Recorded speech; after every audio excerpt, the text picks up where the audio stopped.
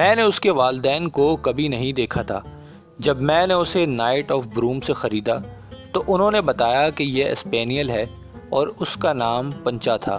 اس کا باپ بہت عمدہ شکاری کتا تھا۔ اس سے زیادہ میں رابن کے شجرہ نسب کے بارے میں نہیں جانتا۔ در حقیقت مجھے پلے کی تلاش بالکل نہیں تھی اور یہ محض اتفاق ہی تھا۔ جب میں اپنی ایک دوست کے ہمراہ وہاں گیا تو ہمارے مشاہدے کے لیے ہمارے سامنے 7 پلوں کی ایک غلیظ ٹوکری رکھ دی گئی۔ پنچا ان 7 پلوں میں سے سب سے زیادہ چھوٹا اور سب سے کمزور تھا۔ صاف لگ رہا تھا کہ اپنی سی پوری کوشش کر کے یہ پلہ ابھی تک زندہ ہے۔ اپنے دیگر بہن بھائیوں کو چھوڑ کر پنچا اپنی ٹوکری سے نکلا اور میرے ارد گرد چکر لگا کر میرے بڑے قدموں میں بیٹھ گیا۔ جب میں نے اسے اٹھا کر اپنے کوٹ کے اندر ڈالا کیونکہ صبح کا وقت تھا اور بہت شدید سردی تھی، تو اس نے میرا منہ چاٹ کر شکریہ ادا کرنے کی کوشش کی۔ میں نے ہر ممکن کوشش کی کہ وہ یہ نہ جان سکے کہ میں اس سے اٹھنے والی بدبو سے پریشان ہوں۔ اس وقت اس کی عمر 3 ماہ تھی اور میں نے اسے 15 روپوں کے عوض خریدا تھا، اور اب اس کی عمر 13 سال ہو گئی ہے اور پورے ہندوستان کا سونا دے کر بھی کوئی مجھے اس سے جدا نہیں کر سکتا۔ جب میں اسے لے کر گھر پہنچا تو سب سے پہلے میں نے اسے پیٹ بھر کر کھانا کھلایا، پھر گرم پانی اور صابن سے اسے غسل دیا۔ اس کے بعد ہم نے اس کا پرانا نام پنچا ختم کر کے نیا نام رابن رکھ دیا۔ یہ نام ہمارے پرانے وفادار کولی نسل کے کتے کا تھا جس نے میری اور میرے چھوٹے بھائی کی زندگیاں ایک ریچھنی کے حملے سے بچائی تھیں۔ اس وقت میری عمر 6 سال جبکہ میرا بھائی 4 سال کا تھا۔ رابن کو باقاعدہ خوراک ملتی رہی اور اس کی صحت بہتر ہوتی چلی گئی۔ اس اصول کو مد نظر رکھتے ہوئے کہ نوعمر لڑکے اور پلے کی تربیت میں عجلت نہیں کرنی چاہیے، چند ہفتوں بعد میں رابن کو لے کر تھوڑی دور تک گیا تاکہ اسے بندوق کی آواز سے شناسا کر سکوں۔ ہماری جاگیر کے نچلے سرے پر کچھ گھنی جھاڑیاں ہیں اور جب میں ان کے گرد چکر لگا رہا تھا، رابن کو بھلا کر میں نے فوراً ہی مور پر کارتوس چلایا اور مور فوراً ہی نیچے گرا۔ چونکہ مور کانٹے دار جھاڑی پر گرا تھا، رابن فوراً ہی اس کی جانب لپکا۔ چونکہ جھاڑیاں اتنی گھنی اور دشوار گزار تھیں کہ میرا گزر نہ ہو سکتا تھا، اس لیے میں گھوم کر دوسری جانب گیا جہاں کھلی زمین تھی۔ وہاں کچھ فاصلے پر پھر سے گھنا جنگل شروع ہو جاتا تھا۔ مجھے یقین تھا کہ زخمی مور اسی جنگل کا رخ کرے گا۔ اس وقت اس خطے میں سورج کی روشنی پھیلی ہوئی تھی اور اگر میرے پاس ویڈیو کیمرہ ہوتا تو یقیناً ایک بے مثال ویڈیو بنا سکتا تھا۔ زخمی مورنی جو کہ بوڑھی بھی تھی کہ گردن کے پر خوف کے مارے کھڑے تھے اور اس کا ایک پر ٹوٹا ہوا تھا۔ اس کی دم سے رابن لٹکا ہوا تھا اور مورنی رابن کو اپنے ساتھ گھسیٹ کر گھنے جنگل کو جا رہی تھی۔ میری حماقت دیکھیں کہ میں نے بھاگ کر مورنی کو گردن سے پکڑ کر اٹھا لیا۔ رابن بھی اس کے ساتھ اٹھتا چلا گیا۔ مورنی نے 2 لتی چلائی اور رابن قلابازی کھاتا ہوا نیچے گرا۔ فوراً ہی رابن دوبارہ اٹھا اور جب میں نے مردہ مورنی کو زمین پر ڈالا تو رابن اس کے گرد ناچنے لگا۔ آج کا سبق ختم ہو گیا تھا اور جب ہم گھر واپس آئے تو یہ کہنا مشکل تھا کہ ہم دونوں میں سے کون زیادہ خوش تھا، آیا رابن کہ جس نے آج اپنا پہلا شکار کیا تھا، یا پھر میں جس نے اس غلیظ ٹوکری سے بہترین کتا چنا۔ گرمیوں میں ہم لوگ پہاڑی پر رہتے تھے اور نومبر میں ہم لوگ ہر سال نیچے دامن میں منتقل ہو جایا کرتے تھے۔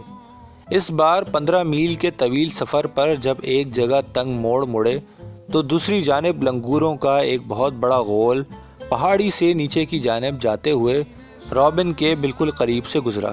میری سیٹی کو نظر انداز کرتے ہوئے رابن کھائی کی جانب لنگوروں کے پیچھے لپکا۔ لنگور فوراً ہی درخت پر چڑھ گئے۔ یہاں زمین کھلی تھی اور اکا دکا درخت موجود تھے۔ اس کے بعد زمین اچانک ڈھلوان سے گزرتی ہوئی 30 یا 40 گز نیچے جاتی تھی اور پھر وہاں چند گز سیدھی زمین تھی۔ اس سے آگے پھر زمین ڈھلوان ہوتی ہوئی وادی کو جاتی تھی۔ اس جگہ کے دائیں جانب جہاں کچھ جھاڑیاں تھیں، بارش کے پانی کے گزرنے سے وہاں کھائی سی بن گئی تھی۔ ابھی رابن ان جھاڑیوں تک پہنچا ہی تھا کہ واپس پلٹا۔ اس بار اس کے کان سر سے ملے ہوئے اور دم گھٹنوں میں دبائے اور اپنی قیمتی جان بچانے کے لیے پوری قوت سے بھاگ رہا تھا۔ اس کے پیچھے ایک بہت بڑا تیندوا لگا ہوا تھا۔ چونکہ میں خالی ہاتھ تھا اس لیے محض شور مچا سکتا تھا۔ میرے ساتھ میگی کی ڈانڈی اٹھانے والے مزدور بھی شور مچانے لگے۔ ہمارا ساتھ دینے کے لیے جب 100 سے زیادہ لنگور بھی چلانے لگے تو شور و غل اپنی انتہا کو پہنچ گیا۔ ادھر تیندوا ہر چھلانگ پر رابن کے قریب تر ہوتا جا رہا تھا۔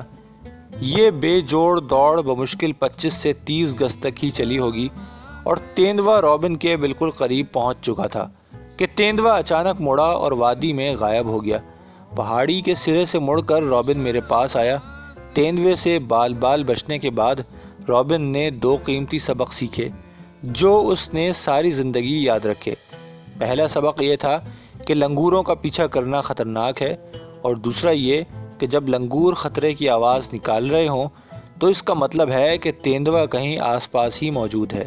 موسم بہار میں رابن کی تربیت کا سلسلہ منقطع ہو گیا تھا، اور جب یہ تربیت دوبارہ شروع ہوئی تو جلد ہی یہ بات واضح ہو گئی کہ رابن کے بچپن میں اس کی فاقہ کشی اور اس پر توجہ نہ دینے کے سبب اس کا دل بہت کمزور ہو گیا تھا، اور تھوڑی سی بھی مشقت سے وہ بے ہوش ہو جاتا تھا۔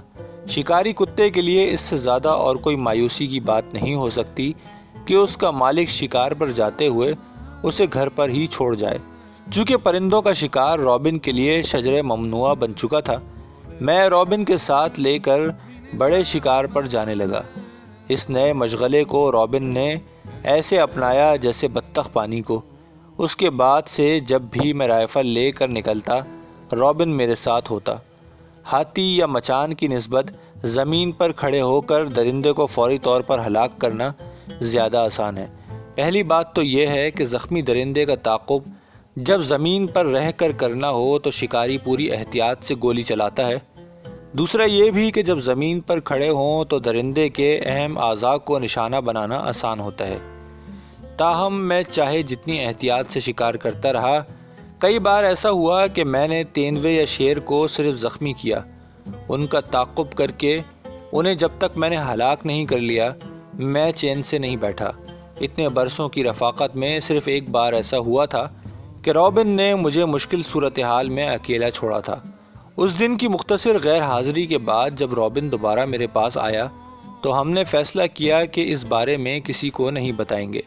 تاہم اب ہم بوڑھے ہو چلے ہیں اور اتنا حساس نہیں رہے۔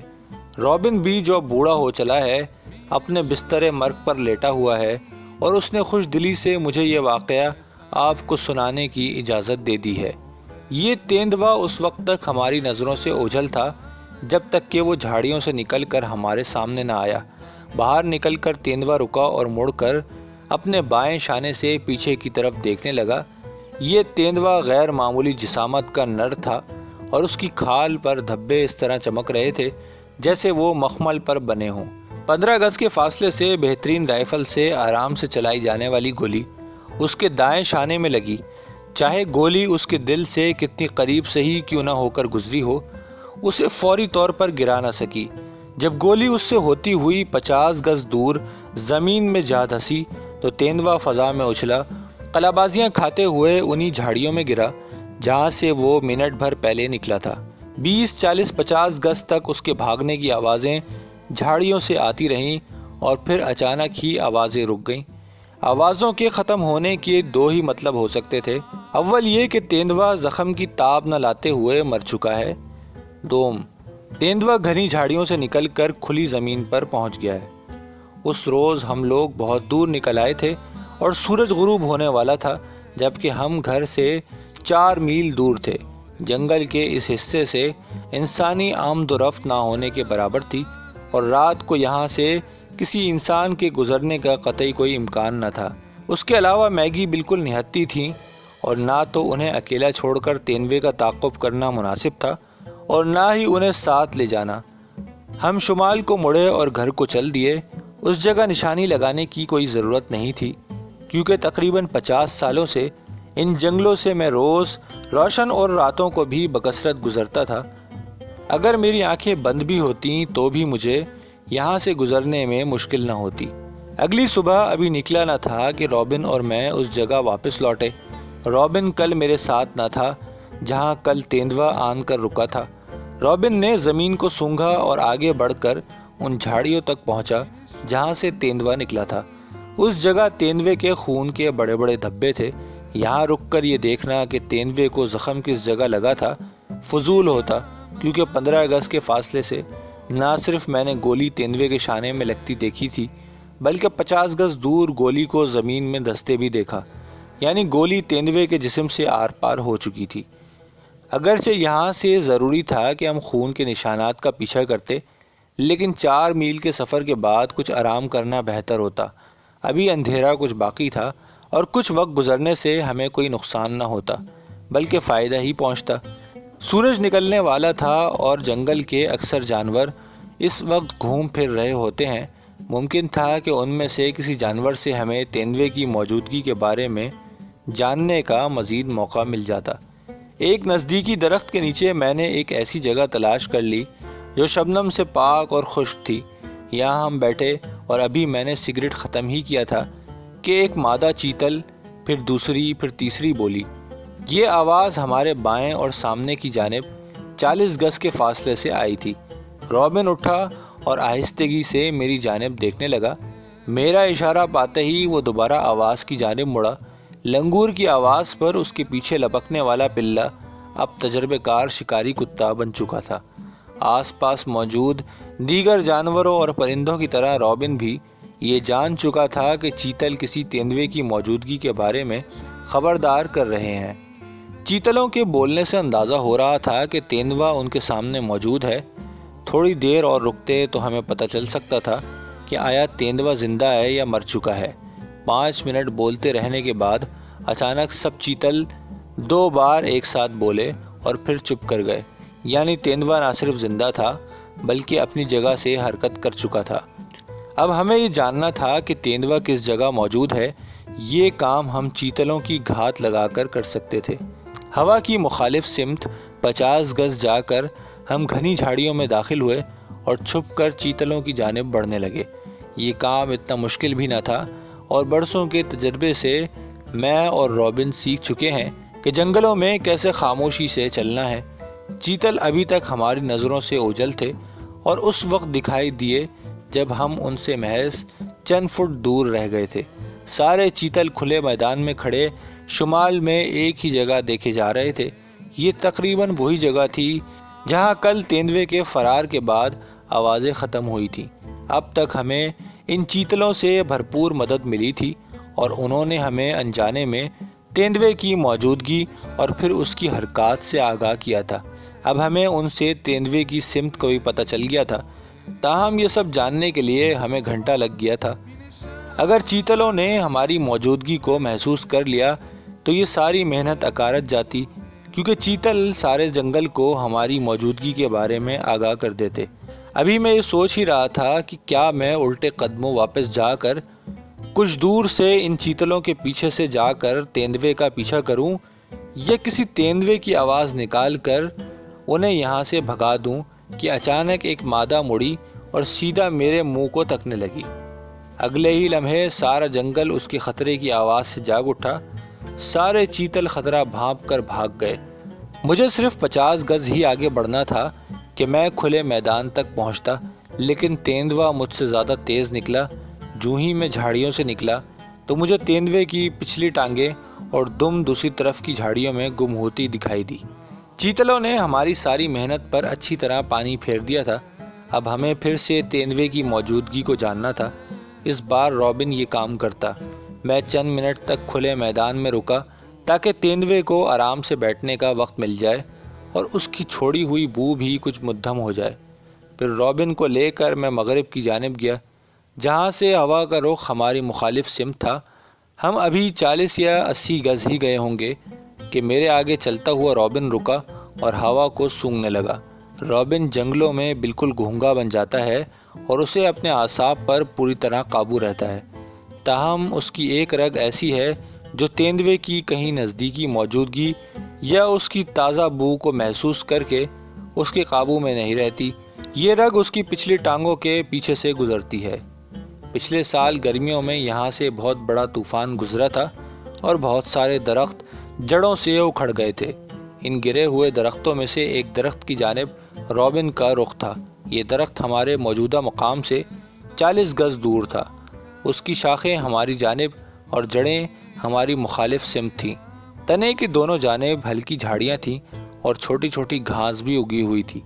کسی بھی دوسرے موقع پر ہم سیدھے اس درخت کو چل پڑتے، تاہم اس بار ہمارا سامنا نہ صرف ایک تیندوے سے تھا جو زخمی ہونے کے بعد انتہائی نڈر ہو جاتا ہے، اس کے علاوہ تیندوے کو 15 گھنٹے کا وقفہ بھی مل چکا تھا۔